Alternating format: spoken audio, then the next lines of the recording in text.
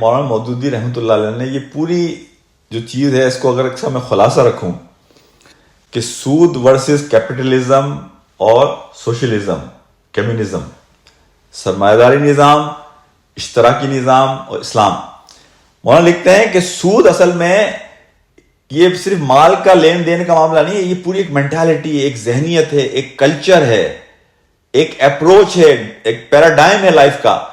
اور مولانا لکھتے ہیں اس کے بارے میں کہ سود کی ذہنیت رکھنے والے جو افراد ہیں ان کے اندر آپ کو یہ چیزیں ملیں گی: شخصی ملکیت کا ناجائز استعمال، محرک منافع کا غلبہ، یعنی ایک تو وہ مال کو جمع کر کر اس کا غلط استعمال کرنا، اور سود کی ذہنیت رکھنے والے کا جو فوکس ہے وہ مال کا منافع ہے، مال کو بڑھانا ہے. وہ اس مال کو بڑھانے کے لیے مارکیٹنگ کرے گا، اشتہار بازی کرے گا، لوگوں کے اندر ایک ٹیمپٹیشن پیدا کرے گا، اس کے لیے اپنے دلال ایجنٹس استعمال کرے گا، پھر اس کے ذریعے لوگوں کو مجبور کرے گا کہ وہ اسراف کریں اور تبذیر کریں. اسراف یہ ہے کہ جائز چیزوں میں اس کے حق سے زیادہ خرچ کرنا، اور تبذیر ہے ناجائز چیزوں پر پیسہ خرچ کرنا. تو یہ سود کی مینٹالٹی والا ٹیمپٹیشنز پیدا کر کر، ضرورت پیدا کر کر، لوگوں کو یہ مجبور کر کر کہ تمہیں اس چیز کی ضرورت ہے، ان کے اندر ایک ڈوپامین افیکٹ پیدا کر کر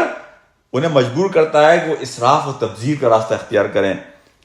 اس کے نتیجے میں اخلاقیات سے عاری معاشرہ، اننیسیسری کمپٹیشن معاشرے کے اندر آتا ہے، اور اس کمپٹیشن کے نتیجے میں لوگ جائز ناجائز کو ایک طرف کرتے ہیں، ایک دوسرے کے دشمن بنتے ہیں.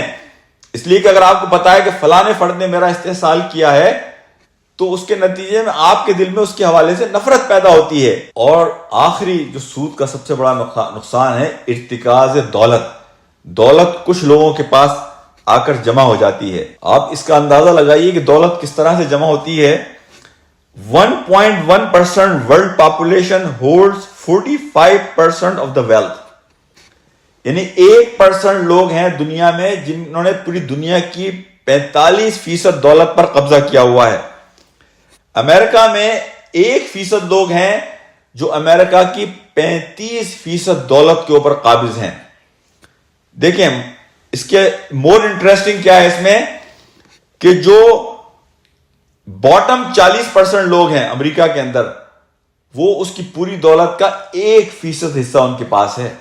یعنی 40% لوگوں کے پاس 1% مال ہے امریکہ کی دولت کا، اور جو ٹاپ 1% ہے ان کے پاس 35% مال ہے پوری امریکہ کی دولت کا.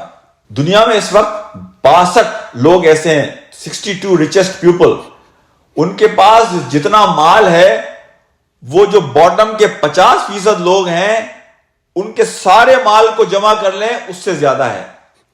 یعنی 62 لوگوں کے پاس جو مال ہے وہ 3.5 بلین لوگوں کے پاس جو مال ہے اس سے زیادہ ہے.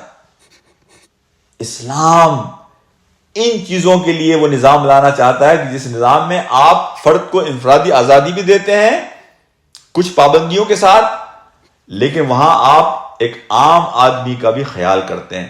جہاں فرد کا خیال رکھا گیا ہے وہاں سوسائٹی اور معاشرے کا بھی خیال رکھا گیا ہے.